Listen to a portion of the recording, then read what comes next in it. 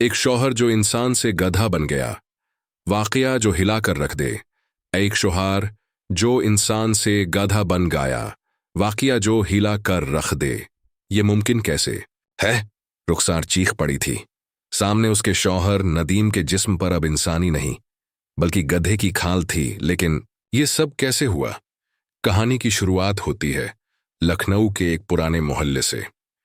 नदीम एक मामूली दुकानदार था, मगर बहुत जिद्दी और घमंडी। अपनी बीवी रुखसार को वो अक्सर ताने देता, मारता और हर बात पर शक करता। रुखसार एक सीधी सादी लड़की थी जो शादी के बाद बस चैन की जिंदगी चाहती थी, मगर नदीम की बेरुखी और गुस्से ने उसे तोड़ कर रख दिया था। एक रात जब नदीम घर लौटा तो उसने देखा कि रुखसार कुछ पढ़ रही थी। वो पास गया तो देखा कदीम टोनों और तावीज़ात की किताब। नदीम ने किताब छीन कर फेंक दी, लेकिन रुखसार बस मुस्कुरा दी। बस अब और नहीं, उसने धीमे से कहा। अगले दिन एक अजीब हादसा हुआ।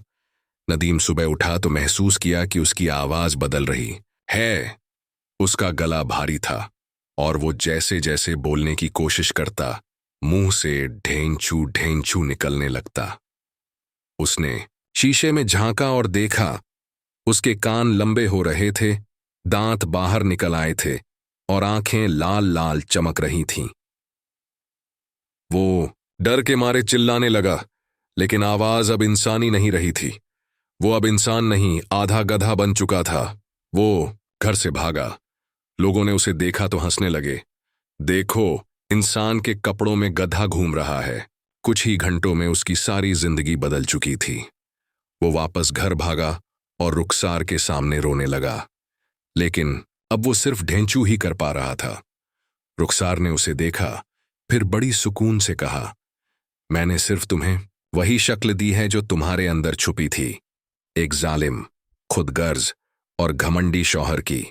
तू इंसान तभी बनेगा जब इंसानियत सीख लेगा। उसके बाद के दिन नदीम के लिए जहन्नुम बन गए। कोई उसे घर में पनाह नहीं देता, खाना नहीं देता, बच्चे पत्थर मारते और लोग उसे तमाशा समझते। महीनों बाद जब नदीम ने अपनी गलती का एहसास किया, लोगों से मदद करना शुरू किया, भूखे जानवरों को खाना खिलाया और खुद पर पछताया, तभी एक रात अचानक उसका जिस्म फिर से इंसानी बन गया।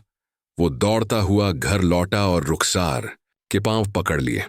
रुखसार ने उसका सिर सहलाया और कहा, अब तू गधा नहीं, इंसान है, और इंसान वही जो दूसरों के दर्द को समझे। सीख, हर रौब और जुल्म का अंजाम बुरा होता है। किसी की मासूमियत और मोहब्बत को उसकी कमजोरी मत समझो, वरना किस्मत ऐसा सबक सिखाएगी कि इंसान से गधा बनने में देर नहीं लगेगी। चाहो तो मैं इस कहानी का ऑडियो या वीडियो स्क्रिप्ट भी बना सकता हूं। बताओ कैसा लगा ये वाकया?